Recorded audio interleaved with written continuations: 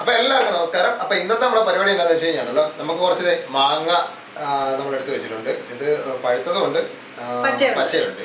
അപ്പോൾ നമ്മൾ ഇത് വെച്ചിട്ട് തന്നെ ഒരു അടിപൊളി ഒരു മാങ്ങ ജ്യൂസാണ് നമ്മളിന്ന് തയ്യാറാക്കുന്നത്. അപ്പോൾ നമ്മൾ കടകളിൽ നിന്നൊക്കെ വാങ്ങിക്കുന്ന മാങ്ങ ജ്യൂസ് പോലല്ല, ഇത് നമ്മുടെ ഹോം മെയ്ഡ് ഹെൽത്തി ആയിട്ടുള്ള സാധനമാണ്. കാരണം കടയിൽ നിന്ന് വാങ്ങുന്നതിൽ എത്രമാത്രം മാങ്ങയുടെ അംശം ഉണ്ടെന്ന് പോലും നമുക്ക് പറയാൻ പറ്റില്ല. അത് ഹെൽത്തി ആണോ എന്ന് നമുക്കൊന്നും പറയാൻ പറ്റില്ല.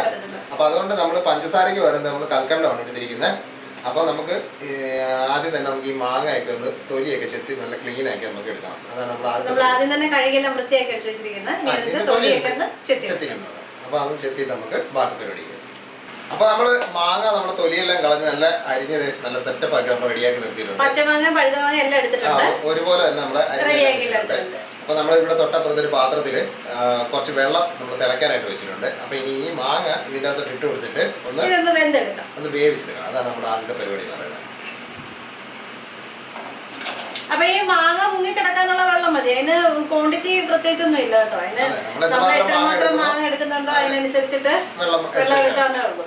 അപ്പോൾ ഇത് വെച്ചിട്ടുണ്ട്. അപ്പോൾ ഇത് നന്നായിട്ട് ഒന്ന് തിളച്ചിട്ട് അതിൻ്റെ സത്തൊക്കെ ഒന്ന് നന്നായിട്ട് ഇറങ്ങി വരട്ടെ. അപ്പോൾ അതുവരെ നമുക്കൊന്ന് വെയിറ്റ് ചെയ്യാം. അപ്പോൾ നമ്മൾ മാവ് എങ്ങാണ്ടല്ലോ നന്നായിട്ട് വേവിച്ച് അതിപ്പോൾ അത്യാവശ്യം തണുത്തിട്ടുണ്ട് സംഭവം. ഇത് നല്ല അടിപൊളിയായിട്ട് വെന്ത് റെഡിയായിട്ട് നിൽപ്പുണ്ട് സാധനം. അപ്പോൾ ഇനി നമുക്ക് അടുത്ത പരിപാടി എന്നാന്ന് വെച്ച് കഴിഞ്ഞാൽ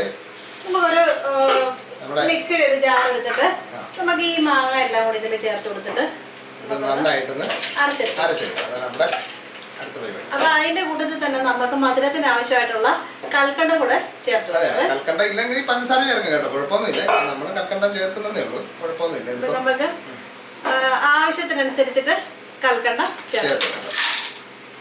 പിന്നെ അതിൻ്റെ അകത്ത് 1 ടീസ്പൂണോളം ഉപ്പും കൂടെ ചേർക്കുന്നുണ്ട്. ഈ മധുരം ഒന്ന് ബാലൻസ് ആണല്ലോ, അപ്പൊ അതിന് വേണ്ടിയാണ് നമ്മൾ ഒരു ശകലം ഉപ്പ് കൂടെ.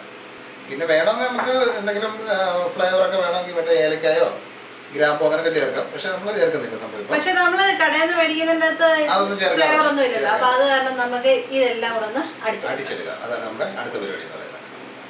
അപ്പോൾ നമ്മളിത് കൽക്കണ്ടോ മാങ്ങായും ഉപ്പും കൂടെ ഇട്ട് ആ മാങ്ങ വെന്ത വെള്ളം കൂടെ എടുത്ത് നമ്മളിത് എടുത്തിട്ടുണ്ട്. അപ്പോൾ ഇനി ഇത് നമുക്ക് നല്ല ഫൈനായിട്ട് നമുക്കിതൊന്ന് അരച്ചെടുക്കണം. അതാണ് നമ്മുടെ അടുത്ത പരിപാടി എന്ന് പറയുന്നത്. അപ്പോൾ ഇത് അരച്ചുകൊണ്ടുവരാം.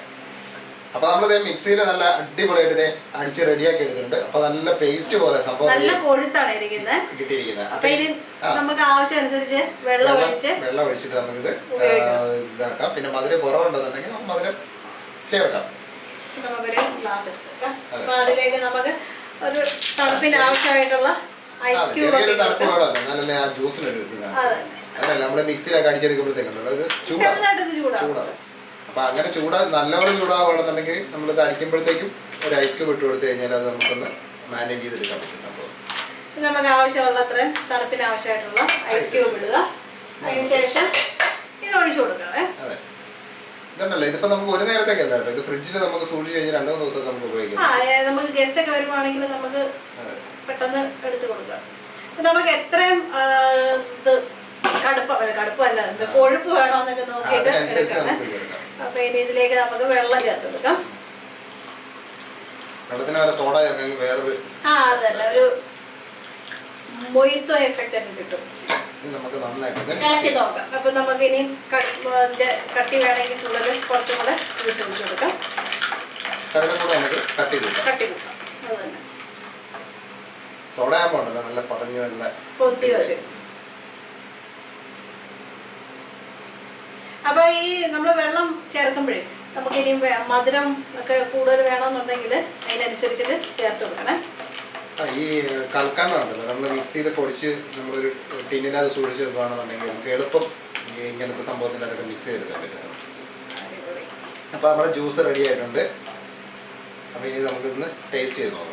വേണമെങ്കിൽ ഒരു മിന്റ് ലീഫ് ഒക്കെ വെച്ച് കൊടുക്കാം. അതെ, മിന്റ് ലീഫും പിന്നെ അതിൻ്റെ സൈഡിൽ വേണമെങ്കിൽ എന്തെങ്കിലുമൊക്കെ വെച്ച് ഡെക്കറേറ്റ് ചെയ്തൊക്കെ നമ്മള് മിന്റ് ലീഫ് മേടിച്ച് വെച്ചിട്ട് ഇന്നലെ വാങ്ങിയതാണ്. പക്ഷെ ഇപ്പോഴത്തെ കാലാവസ്ഥ അസാധ്യ ചൂടാണ്. റെഡി ആയിട്ടുണ്ട്. അപ്പോൾ എന്തായാലും കൊള്ളാം. ഇതുപോലെ നമ്മുടെ പഴുത്ത മാങ്ങയും പച്ച മാങ്ങയും കൂടെ വെച്ചിട്ട് ഒന്ന് ജ്യൂസ് ഒന്ന് റെഡിയാക്കി നോക്കുക. അതായത് നമ്മുടെ എന്താ പറയുക ഈ പാക്കറ്റിൽ കിട്ടുന്ന അതിൻ്റെ അതേ ടേസ്റ്റ് തന്നെ സംഭവം. ഒരു സ്ട്രോ ഒക്കെ വീട്ടിൽ മേടിച്ച് വെച്ച് കഴിഞ്ഞാൽ പിള്ളേർക്ക് വലിച്ചു കുടിക്കാനൊക്കെ നല്ല ഇതായിരിക്കും. അപ്പോൾ ഇതുപോലെ തയ്യാറാക്കി നോക്കുക. പ്രത്യേകം ശ്രദ്ധിക്കുക, പഴുത്തതും പച്ചയും ഒരുപോലെ എടുക്കുക. അപ്പോൾ അത് റെഡിയാക്കി നോക്കിയിട്ട് അതിൻ്റെ അഭിപ്രായമൊക്കെ ഒന്ന് പറയുക.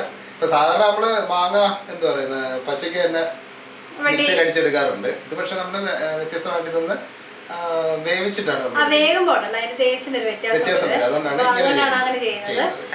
പച്ചക്ക് അടിക്കുമ്പോഴും ഇങ്ങനെ വെന്തടിക്കുമ്പോഴും ഉണ്ടല്ലോ രണ്ടും രണ്ട് ടേസ്റ്റ്. അതെ, നല്ല അടിപൊളി ടേസ്റ്റ് ആണ്, ഗ്യാരണ്ടിയാണ് സംഭവം. പിള്ളേർക്കൊക്കെ ഇഷ്ടപ്പെടും. ഇപ്പം അവധിയൊക്കെ അല്ലേ, ഇപ്പൊ പിള്ളേർക്ക് അവര് വേണമെങ്കിലും ഇത് റെഡിയാക്കി കൊടുക്കും. ഇതിന്റെ പൾപ്പ് റെഡിയാക്കി ഫ്രിഡ്ജ് വെച്ചാൽ മതി, അവര് തന്നെ ആവശ്യമനുസരിച്ച് വെള്ളം ഒഴിച്ച് 2 ദിവസം കൊണ്ട് തീർത്ത് തരും.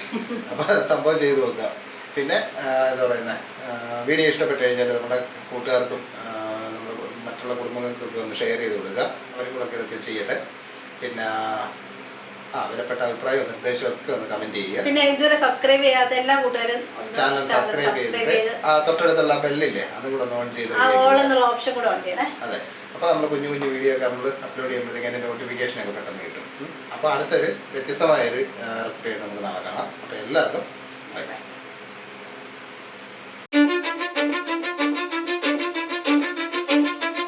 Cause I don't give a fuck what you say. Yeah, I'ma do shit my way.